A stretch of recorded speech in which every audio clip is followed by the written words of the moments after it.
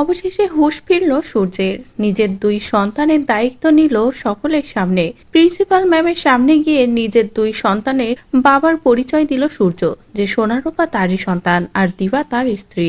যে সত্যটা দেখে তো সোনা নিজেও চমকে যায়, আর এরপরে সোনাকেও সূর্য বলে যে তার ফুলমাই তার আসল মা। হ্যাঁ বন্ধুরা, অনুরাগী ছোঁয়ার আগামী পর্বগুলোতে আমরা ঠিক এমনটাই দেখতে চলেছি।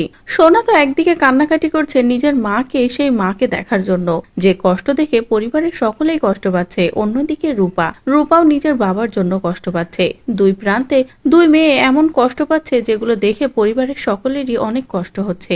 এদিকে দীপার কাছ থেকে সূর্য যখনই জানতে পারে যে রূপার স্কুলে প্রিন্সিপাল ম্যাম বলেছে যে ওর বাবার সাথে যেতে হবে, তখনই সূর্য বলে যে কোনো পরিস্থিতিতে সূর্যই সেখানে যাবে, এমনকি রূপা তার সন্তান সেটাই বলবে। যে কথা শুনে তো দীপা নিজেও খুশি হয়ে যায়। দীপা বুঝতে পারে যে তার মানে আমাদের ডিভোর্সটা হবে না। আর ইতিমধ্যে তো লাবণ্য ডিভোর্স পেপারটা ছিঁড়ে ফেলেছে, যেখান থেকে ডিভোর্স হওয়ার আর কোনো সুযোগই রইল না। আর এরপরে সূর্য চলে যায় প্রিন্সিপাল ম্যামের কাছে। সেখানে গিয়ে প্রিন্সিপাল ম্যামকে বলে রূপার বাবা সূর্য, যেটা শুনে তো তারা চমকে যায়। এমনকি বলে তাহলে দীপাই কি আপনার স্ত্রী? তখনই সূর্য বলে হ্যাঁ, দীপা সেনগুপ্ত আমার স্ত্রী, আর সোনাও আমারই সন্তান। এদিকে সোনাও বলে তার মানে ফুলমাই আমার আসল মা। এভাবেই সোনা রূপা দুজনেই খুশি হয়ে যায়। একদিকে রূপা বলে আমি আমার বাবাকে ফিরে পেয়েছি, অন্যদিকে সোনা বলে আমি আমার মাকে ফিরে পেয়েছি। অন্যদিকে দীপা নিজেও খুশি হয়ে যায় যে সূর্য সবকিছু ভুলে অবশেষে নিজের দুই সন্তানকে বুকে টেনে নিচ্ছে।